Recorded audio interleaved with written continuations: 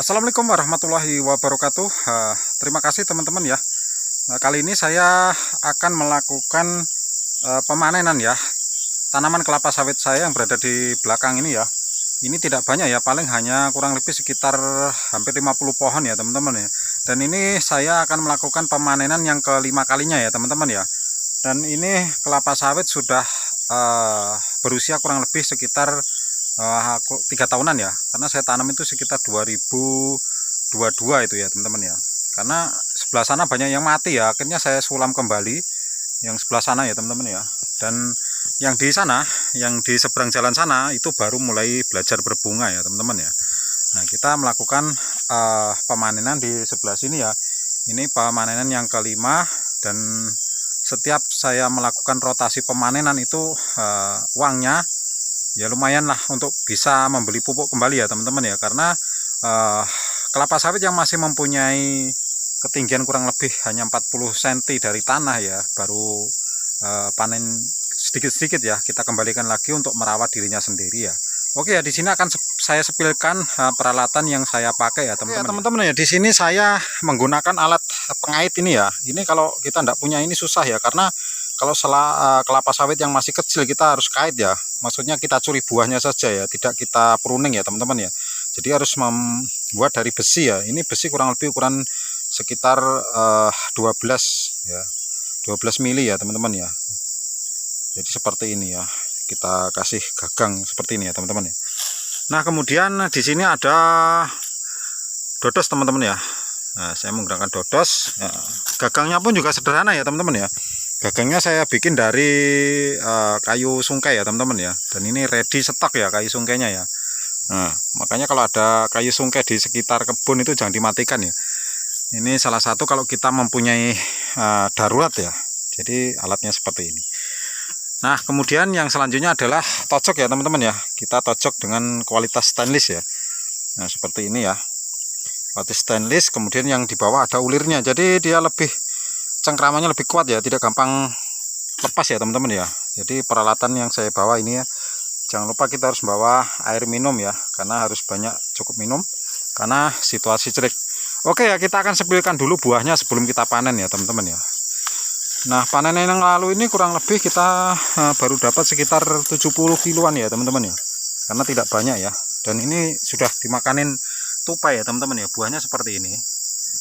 Dan stok buah masih aman ya teman-teman ya, karena pemupukan saya menggunakan NPK 1616 plus Mutiara ya teman-teman ya. NPK 1616 Mutiara dengan KCL. Jadi buahnya lumayan cukup bagus ya, dan masih banyak stoknya ya. Ini habis kita lakukan pemanenan nanti akan kita pupuk kembali ya teman-teman ya. Jadi untuk TBM yang masih kecil, usahakan perawatan itu dari kecil itu pupuk yang maksimal ya, supaya batangnya biar cepat jadi, kemudian buahnya juga melimpah ya. Apalagi pohon kita atau luasan lahan kita tidak banyak ya, kita rawat betul-betul. Karena kalau masih kecil ini otomatis untuk makanannya tidak begitu banyak ya. Luasan jumlah pohon sekitar 40 sampai 50 ini kurang lebih hanya dua bungkus ya pupuknya teman-teman ya. Jadi seperti itu. Oke ya teman-teman, akan kita lakukan pemanenan. Nanti kita sepilkan hasilnya ya. Mantap ya teman-teman. Alhamdulillah ya. Baik teman-teman ya, pemanenan sebetulnya belum selesai ya, masih kurang 2 jalur lagi ya, karena ini buahnya cukup lah untuk satu gandeng motor ini ya teman-teman ya. Ini saya perkirakan hampir 1 pikul atau 1 kintal ya teman-teman ya, karena buah yang kemarin itu lebih sedikit dari ini. Tapi di sini ada beberapa tandan yang buahnya cukup lumayan besar ya teman-teman ya. Ini alhamdulillah lah. Kita kasih pupuk NPK 1616 dengan KCL ya, ada perkembangan untuk potensi buahnya ya. Jadi yang buahnya kecil itu lumayan mempunyai berat ya. Dan di sini bisa teman-teman lihat ya, untuk kualitas bijinya ya teman-teman ya. Bisa teman-teman perhatikan ya, kalau kita menggunakan varietas yang unggul ya, dari segi bijinya dia lebih besar dari jempol tangan ya teman-teman ya. Nah, ini walaupun kecil tapi kecil cabai rawit ya, buahnya besar-besar ya. Ini saya menggunakan varietas Simalungun ya teman-teman ya. tahun tanam 2022 ya, sekitar pertengahan kalau nggak salah ya, saya lupa itu. Pokoknya saya waktu itu masih kerja ya teman-teman ya. Jadi ada sedikit saya jelaskan ya teman-teman ya. Jadi teman-teman yang ingin berinvestasi untuk ke kebun kelapa sawit ya, jika saat ini masih kita bekerja ngikut orang lain ya, misal di perusahaan ataupun dimanapun teman-teman bekerja ya, usahakan untuk melakukan investasi ya teman-teman ya. Nah, seperti saat ini dulu 2020 kalau enggak 2021 saya beli lahan ini ya teman-teman ya. Nah, bisa teman-teman lihat ya, waktu itu kanan dan kiri ini saya beli root atau saya beli global ya teman-teman ya. Jadi saya tidak tahu berapa luasannya itu, cuma beliaunya memberikan beli semua waktu itu dengan harga kisaran 26.500.000 ya teman-teman ya. Dan ternyata isinya hampir kayaknya sih 2 hektar lebih ya, karena belum saya hitung semua, cuma yang jelas sudah masuk sekitar 200 pohon lebih ya teman-teman ya. Itu di luar yang sudah panen. Dan yang panen ini sekitar 50-an, tapi belum semuanya ya, karena masih ada yang buah masih terlalu kecil teman-teman ya. Ini masih agak sabet ya, ini kemarin sempat bersih tapi sabet lagi. Tapi enggak apa-apa teman-teman ya. Nah, ini asiknya kita berkebun kelapa sawit ya teman-teman ya, karena investasi yang betul-betul saya nikmati, yang bahasanya kita itu tidak bekerja ngikut ke orang lain, tapi per 20 hari atau per 15 hari panen ya teman-teman ya. Nah, ini saya jelaskan sedikit ya. Kalau untuk yang sawit yang seperti ini ya, masih kecil ya, usia di bawah 3 tahun atau hampir 4 tahun, teman-teman bisa melakukan panen itu 15 hari, itu maksimal sudah ya. 15 hari itu kadang sudah mulai rontok teman-teman ya, karena dia buahnya masih buah kecil ya, berbeda dengan kelapa sawit yang sudah usianya di atasnya 4 tahun, 5 tahun ke atas, itu rata-rata di maksimal di 20 hari ya. Karena kalau lewat dari 20 hari itu pasti rontok teman-teman ya. Nah, inilah keistimewaannya kalau kita berinvestasi di kebun kelapa sawit ya teman-teman ya. Usahakan teman-teman menabung ya, bagaimanapun caranya teman-teman sisihkan penghasilannya, supaya nanti kalau teman-teman sudah bosan kerja ngikut orang lain, jadi bisa kita mempunyai kebun minimal 1 hektar enggak apa-apa teman-teman. Enggak 1 hektar, setengah hektar atau 1/4 hektar, yang penting kita punya ya teman-teman. Paling tidak itu untuk menopang perekonomian kita di dapur teman-teman. Misal untuk beli beras atau untuk jajan anak-anak, itu sangat luar biasa lah, sangat lumayan teman-teman ya. Memang sih untuk awal ya, kita awal membuka ini dulu teman-teman ya, habisnya banyak sekali ya, tapi dengan berjalannya waktu itu tidak terasa teman-teman ya. Memang saat itu kita keberatan, tapi namanya kita ingin berinvestasi ya, makanya investasi itu yang cerdas teman-teman ya. Maksudnya yang cerdas itu yang kalau bisa kita membeli tanah ya teman-teman ya, jangan membeli barang dulu ya. Kecuali teman-teman sudah punya investasi tanah yang bisa menghasilkan, beli barang tidak masalah. Nah, jadi seperti itu teman-teman ya. Saya bukannya menggurui atau saya sok punya, bukan begitu teman-teman. Memang dari dulu saya merantau ke sini itu tidak punya apa-apa teman-teman ya. Sama sekali tidak punya apa-apa. Karena kita ada tekad kuat merantau, terus kita ingin berhasil seperti orang ya. Makanya kita berusaha bagaimana caranya. Kita kerja pun kita bukan hanya kerja satu ya. Saya dulu kerjanya itu banyak sekali yang saya kerjakan ya. Misal saya kerja di satu tempat, kemudian saya masih mengerjakan kerjaan yang lain, jadi mempunyai penghasilan lebih dari satu ya teman-teman ya. Nah, itu salah satu rumus yang harus teman-teman pegang, karena usia kita semakin tua, apalagi kita sudah punya anak makin lama makin besar, otomatis kebutuhan kita makin banyak ya. Makanya jika teman-teman baru atau masih bujang atau sudah menikah, anaknya masih kecil, itu salah satu kesempatan teman-teman gaspol ya, karena saya merasakan sekali teman-teman ya. Ya, mudah-mudahan teman-teman dengan melihat video saya ini bisa tergugah hatinya, bisa mempunyai semangat ya teman-teman ya, karena kita bisa belajar itu dari pengalaman orang ya. Setelah kita melihat atau mendengar pengalaman orang ya, kemudian kita praktekkan sendiri ya teman-teman ya.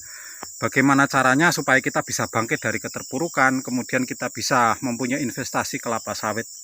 Nah, seperti ini teman-teman ya. Ini kebun yang kedua ya. Kebun yang pertama sudah lama panen ya. Waktu itu saya tanam 2016 ya teman-teman ya.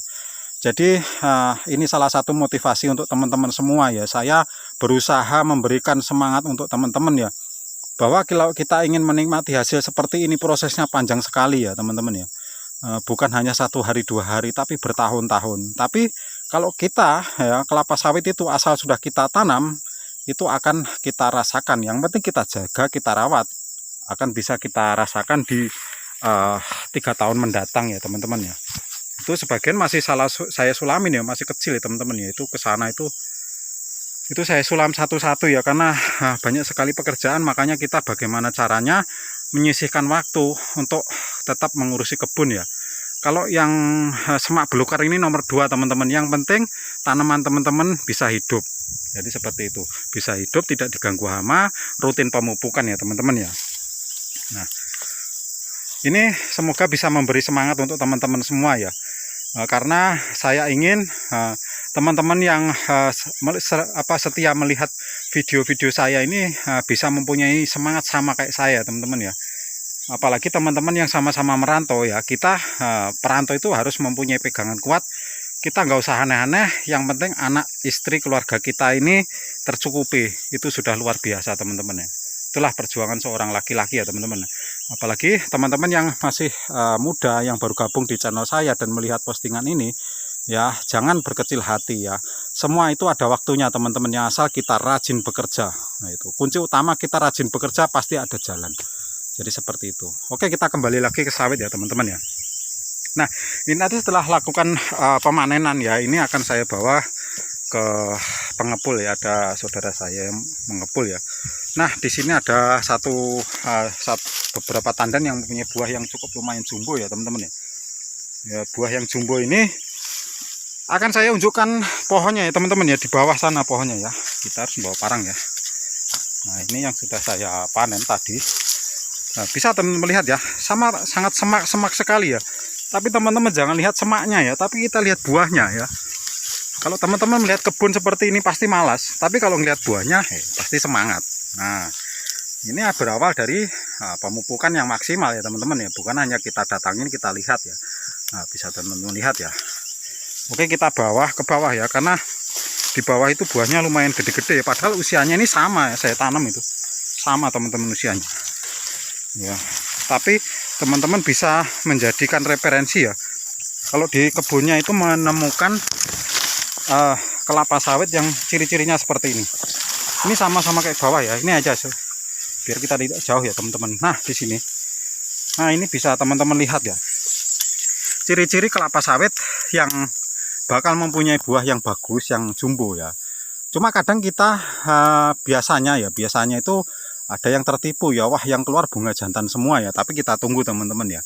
Itu yang bawah bisa teman-teman lihat, ini yang keluar bunga jantan semua itu. Nah, bunga jantan.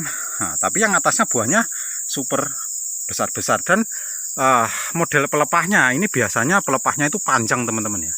Panjang, kemudian mempunyai bodi yang cukup besar ya teman-teman. Nah, seperti ini. Nah, buahnya pun bisa teman-teman lihat ini. Ini di bawah belum ada buahnya ya. Jadi bunga pertama bunga jantan, nah, bunga jantan semua. Tapi yang selanjutnya adalah bunga betina. Setelah kita gaspol dengan pupuk NPK 16 plus KCL, akhirnya keluar lagi di atasnya bunga betina lagi. Nah, seperti ini teman-teman ya. Ini bisa menjadi referensi teman-teman semua ya. Kalau menemukan kelapa sawit yang di awal teman-temannya pada mempunyai buah pasir, tapi dia tidak mempunyai buah pasir, tunggu saja teman-teman ya. Itu pasti akan keluar ya. Terkecuali yang keluar bunga jantan, sini 2 ya, 1, 2. Nah, jika urutan ketiga keluar bunga jantan dan di atasnya tidak ada bunga betina, itu rata-rata fix adalah kelapa sawit jantan. Itu alangkah bagusnya tetap cepat disulam ya teman-teman ya. Tapi kalau selepas 2 jalur, 2 susun ini bunga jantan kemudian keluar bunga betina, ini fix buahnya akan jumbo-jumbo atau besar-besar. Nah, yang di bawah sana juga itu ada beberapa pohon sama teman-teman ya. Bisa teman-teman lihat sangat semak sekali ya, tapi jangan dilihat semaknya, tapi kita lihat buahnya ya. Jadi ini memperkecil biaya operasional ya. Yang penting kita dapat hasil, kita pupuk full, nanti ada waktu senggang baru kita bersihkan pelan-pelan. Jadi seperti itu ya. Mantap ya teman-teman ya. Oke ya teman-teman, semoga video kali ini bisa memberikan edukasi, memberikan hiburan untuk teman-teman semua ya, bahwa berkebun kelapa sawit itu memerlukan modal yang cukup besar di awalnya. Tapi setelah kita menjalaninya dengan semangat, dengan kerja keras, insya Allah akan mendapatkan hasil yang sesuai ya teman-teman ya. Nah, bisa dilihat seperti ini. Ini kita akan lakukan pemanenan. Ini rotasinya pemanenan di 15 hari ke depan. Jadi stok masih aman ya teman-teman ya. Oke teman-teman, jangan berkecil hati, tetap semangat, ikuti terus channel saya, dan saya akan selalu memberikan motivasi cara merawat kelapa sawit dengan baik dan benar. Terima kasih sudah menyimak. Jika ada salah kata, saya mohon maaf. Semua itu saya dedikasikan untuk teman-teman pemirsa setia channel Ada Sawit. Semoga dengan adanya channel ini saya selalu bisa memberikan semangat, motivasi, hiburan untuk teman-teman semua. Terima kasih, saya akhiri. Assalamualaikum warahmatullahi wabarakatuh.